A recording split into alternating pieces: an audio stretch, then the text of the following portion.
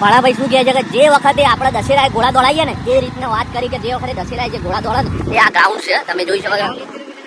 અને પાછું આ ગ્રાઉન્ડ છે 1 કિલોમીટરના અંતરની અંદર છે આ ગ્રાઉન્ડ આખું, કેમ કે ઘોડા સવારી કરવાની છે. જે પહેલો એના ઇનામ બહુ ભારે.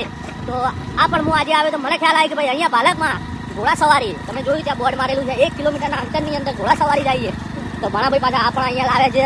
તો કે લાવો હું તમને એ પણ બતાવું અને આપણા વ્યુઅર પણ જાણે કે ભાઈ અહીંયા કોઈ ઘોડા લઈને આવી જાવ દશેરાની દિવસે અહીંયા સ્પર્ધાત્મક હોય છે. તો કોઈના સ્પર્ધા કરવી હોય, કોઈના જોડે ઘોડો હોય તો કરી શકાય છે.